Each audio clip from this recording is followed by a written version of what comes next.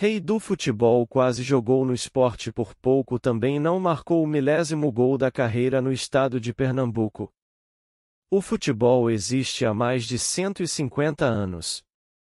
Há pouco mais de 80, no entanto, ele ganhou uma dimensão diferente.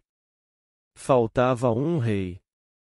Em 23 de outubro de 1940, nasceu o dono da coroa.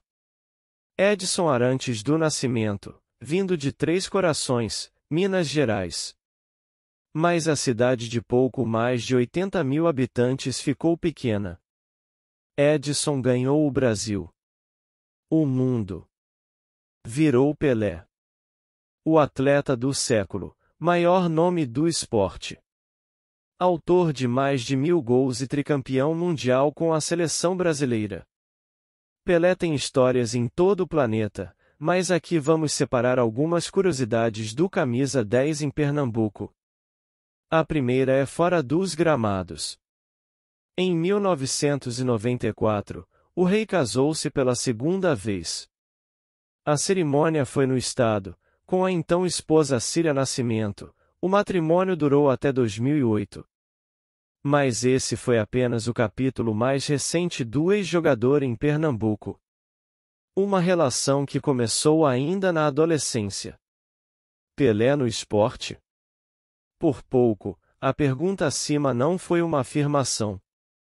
Em 1956, ainda com 16 anos, o jogador foi oferecido ao Leão. José Rosenbli era o diretor do clube na época. O Santos mandou um telegrama oferecendo o jogador, mas o Sport não quis porque ele ainda era muito novo e desconhecido, contou o jornalista Lenivaldo Aragão. Um ano depois, o rei esteve na ilha. Já era titular do Peixe antes de completar 17 anos. Marcou um dos gols do time paulista na vitória por 2-1. Ao todo, Pelé jogou 21 vezes contra clubes pernambucanos.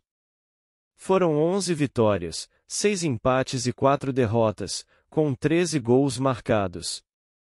Um deles foi feito na derrota do Santos por 3-2 para o Santa Cruz, em 1973.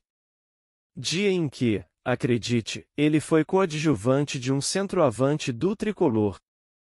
Nesse jogo, nós vencemos por 3-2, no Arruda, e eu marquei 2 vezes. No final, Pelé chamou Gena, por já conhecê-lo da época do Náutico. Ele disse: "Esse centroavante é bom assim mesmo ou foi somente hoje?" Aí, depois, ele pediu aos dirigentes do Santos para me contratarem. Era uma grande chance, mas não houve acordo com o Gastão de Almeida, então presidente do Santa Cruz, contou o ex-atacante Ramon, ídolo coral. Mesmo sem vencer, o camisa 10 do Peixe chamou atenção por outro detalhe. Para alguém com a importância dele, Pelé era muito humilde.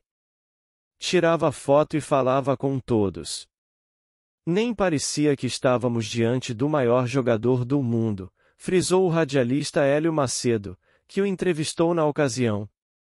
Por falar em Arruda, Pelé foi uma espécie de relações públicas do então governador de Pernambuco, Heraldo Gueiros, no financiamento de $850 mil junto ao Estado para a conclusão das obras do José do Rego Maciel.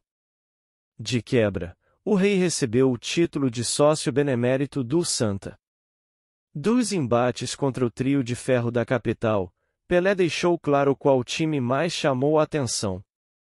Ele me falou que o Náutico foi um dos melhores times que enfrentou, junto com o Palmeiras, lembrou Lenivaldo. Reconhecimento após a derrota por 5-3 diante do Timbu, em 1966, no Pacaembu, com 4 gols de Bita, o homem do rifle, maior artilheiro da história do Alvirrubro, com 223 gols. 1000º em Pernambuco? Todos já conhecem a história do 1000º gol de Pelé, na vitória do Santos por 2-1 diante do Vasco, no Maracanã. Mas há quem aponte que o marco histórico na carreira do camisa 10 aconteceu em Pernambuco.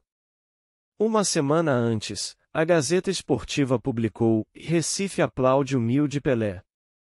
Feito contra o Santa Cruz, na Ilha do Retiro, na goleada por 4-0. A contagem do jornal atribuiu 3 tentos a mais do que o rei considerava. Vale dizer que os paraibanos também alegam que o 10º tento não foi no Rio de Janeiro, mas sim no Almeidão, em um amistoso contra o Botafogo PB, 5 dias antes do período oficial. Pelé balançou as redes no dia, o que, na versão oficial, seria o 99º. Para que o gol 1000 não saísse antes do duelo no Maracanã, o camisa 10 foi improvisado como goleiro.